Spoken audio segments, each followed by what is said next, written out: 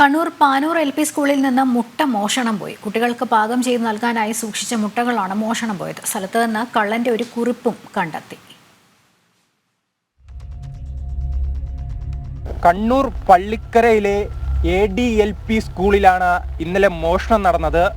ഇവിടെ മോഷണം നടന്നത് 40 മുട്ടയും അതോടൊപ്പം തന്നെ 1800 രൂപയുമാണ് മോഷണം പോയിരിക്കുന്നത്.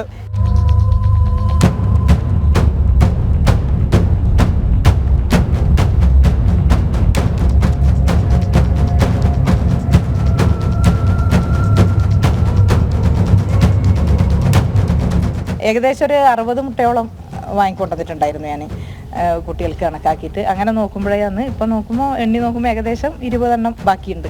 കള്ളൻ ഇതുവഴിയാണ് അകത്ത് കയറി ഈ കസേരയിൽ ഇരുന്ന മുട്ടയും അതോടൊപ്പം തന്നെ 1800 രൂപയുമാണ് നിലവിൽ കട്ടിരിക്കുന്നത്.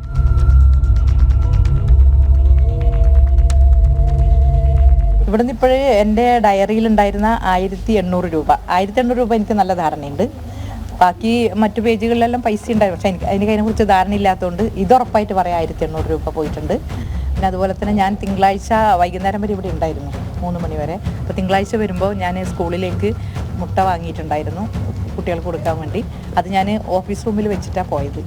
അപ്പോൾ അതിൽ നിന്ന് ഏകദേശം 3/4 ഭാഗത്തോളം നഷ്ടപ്പെട്ടിട്ടുണ്ട്. വളരെ കുറച്ച് മുട്ടയെ ബാക്കിയുള്ളൂ. അപ്പോൾ അത് കുറവ് കണ്ടപ്പോഴാണ് ഞാൻ നോക്കിയത് അതെന്താ അങ്ങനെ പറ്റി. അപ്പം നോക്കുമ്പോൾ പിന്നെ ഓഫീസ് റൂമൊക്കെ അലങ്കോലമായിട്ടുണ്ട്, അലമാരകൾ തുറന്നിട്ടിട്ടുണ്ട്.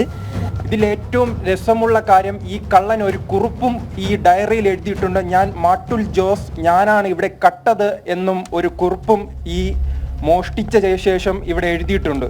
ഇങ്ങനെ ഡയറി മറിച്ച് നോക്കുമ്പോഴാണ് പുറകിൽ ഇങ്ങനെ എഴുതി വെച്ചത്, ഞാനാണ് കള്ളൻ, ഞാനാണ് ഇവിടെ കയറി കട്ടതെന്ന് പറഞ്ഞിട്ടുള്ളത് എഴുതിയിട്ടുണ്ടായിരുന്നത്. മോഷണവുമായി ബന്ധപ്പെട്ട് നിലവിൽ സ്കൂൾ അധികൃതർ പരാതി നൽകിയിട്ടുണ്ട്. അതിന്റെ അടിസ്ഥാനത്തിൽ കണ്ണപുരം പോലീസ് പരിശോധനയും ആരംഭിച്ചിട്ടുണ്ട്. ക്യാമറാമാൻ സുബിത്തിനോടൊപ്പം KJ ശ്രീജിത്ത്, ജനം, കണ്ണൂർ.